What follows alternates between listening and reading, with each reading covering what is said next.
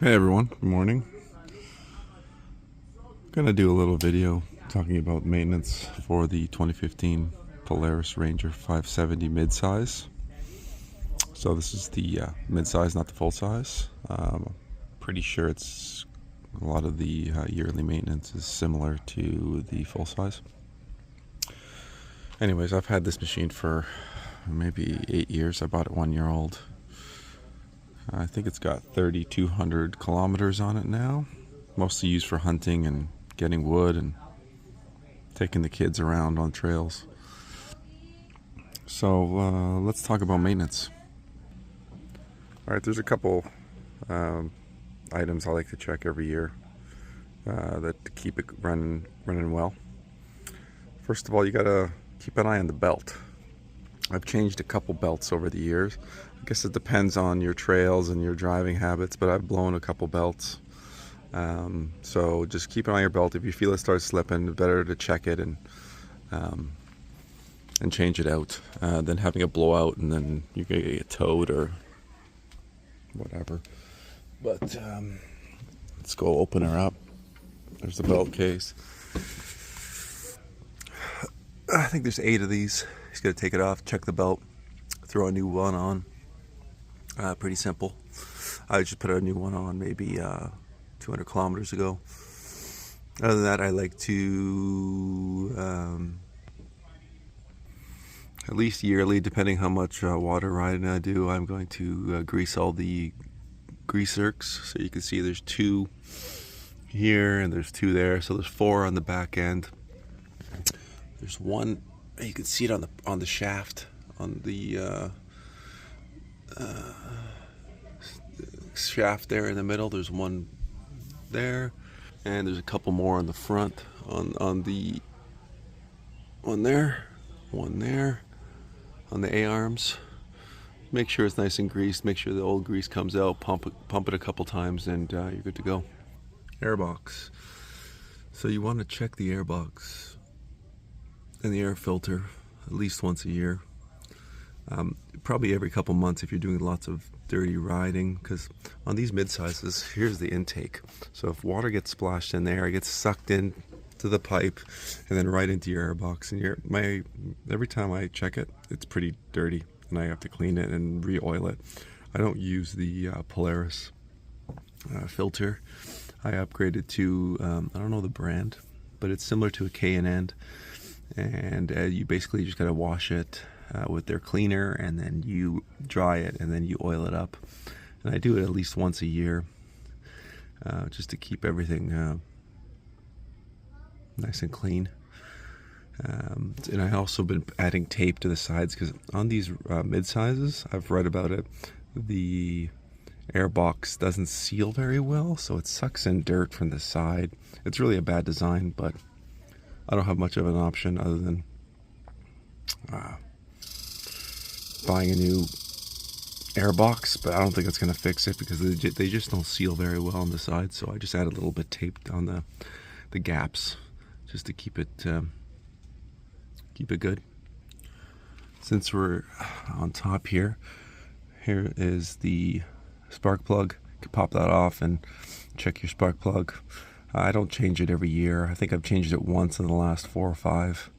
If there's no issue, then I don't really bother with changing the spark plug, but you could change it every 3 or 4 years. Just buy a new one and throw a new one in. This is the fill for the engine oil. We'll talk about the oils in a second. Alright, to the middle of the ATV, I have these custom boxes to store extra stuff because it doesn't come with proper storage. But underneath there, you can see the battery. I think I'm on my 3rd battery.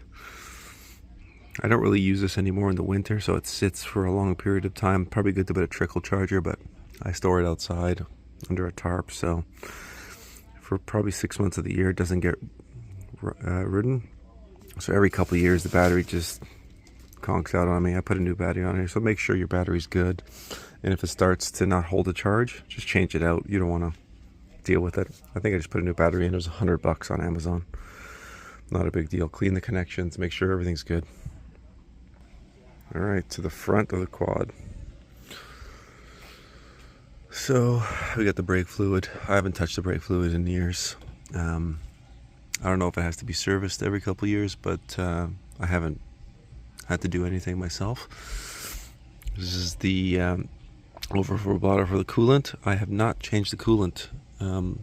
It's staying pretty well. Maybe if I have this machine for the next couple of years, I'll flush it and add some new coolant in it, but haven't had any issues, so I haven't bothered.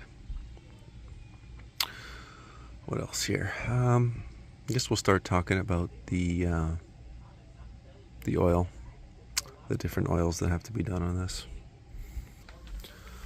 All right, so here you have the front drive unit. This unit here takes demand drive oil from Polaris. You can pick it up at any Polaris dealer. Right there is the fill hole. It takes an 8mm, and underneath is the drain, 8mm. So make sure, try to get a stubby, a small one for 8mm hex socket, and make sure you crack that first, because that's the hardest one to get off.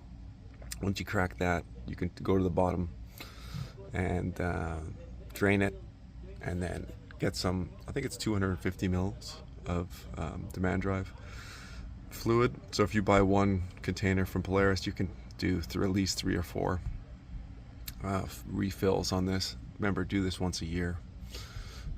Some people do it more, so at least do it once a year. To fill, I use a small siphon, and I use this pipe to pipe it in there, because it's really a tight spot, so you need something to feed it in, but that works well for me. All right, these are the fluids, some of the fluids that I used. I'll show you. So demand drive is for the front drive unit, and for the rear, we'll go to show you now. It takes AGL fluid from Polaris. It also could take the ATF, automatic transmission fluid, type F. It can also take that. So I had some. It takes about, just under 1.5 liters, so about like 1,400 mils. So I had one AGL, and then the rest I filled up with type F. Perfectly fine. I could probably just use type F, and yeah, once a year, same idea. Oh, and the name of my air filter, they're Uni foam filters. It's like a K&N style. So I have a cleaner, and I have the foam filter oil, and that's critical because these are ridden in dusty conditions. So at least once a year. If you ride more, then check it every couple months, or if you ride a lot.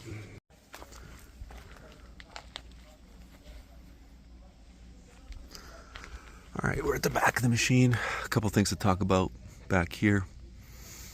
Spark plug arrestor. You can see there's a nice new shiny bolt here.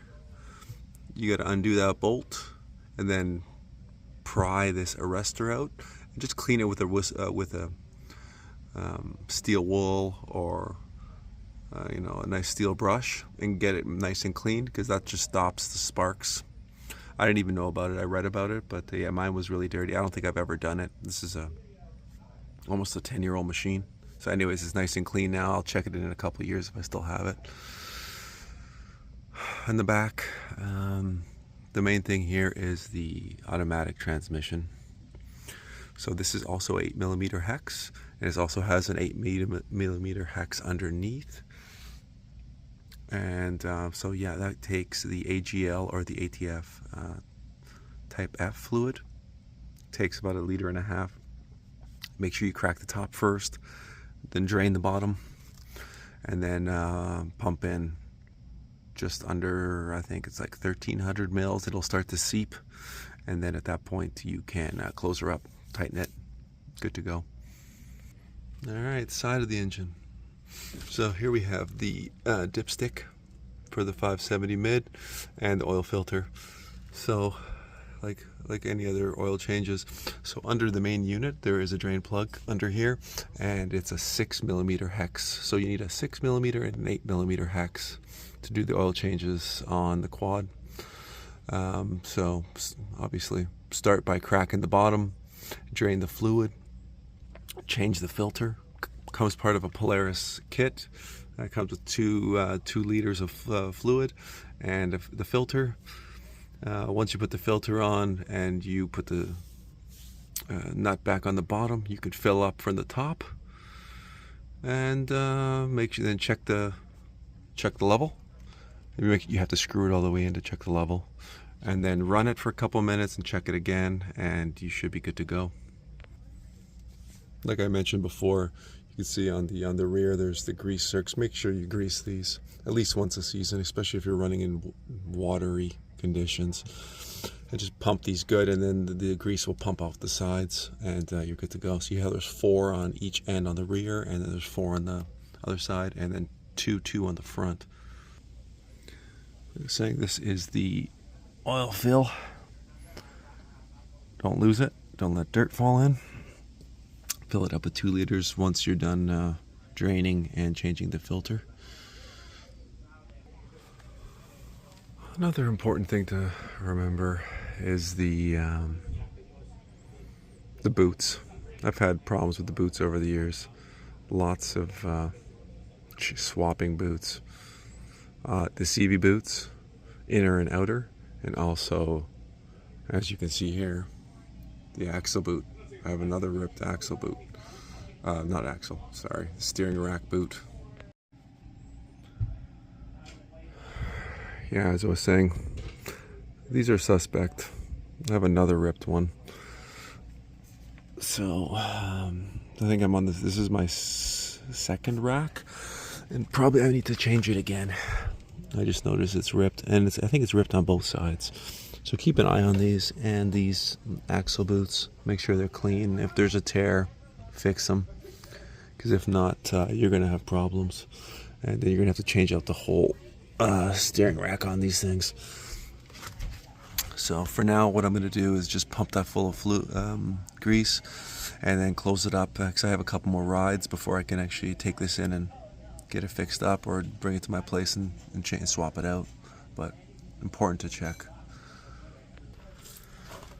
Anyways, so that's it, guys. Thanks for watching. Another thing is to check out the winch. I like to do once a year, even if I don't use the winch, pull the winch all the way out and reel it back in, because they get rusted. I don't have a synthetic rope, and maybe I will in the future, but I have a steel cable on it, and they do get rusty over time. So do yourself a favor and pull it out, pull it back in, so if you ever get stuck on the trail and you need your winch, it's not seized in there. Anyways, guys, thanks for watching. Subscribe and have a great day.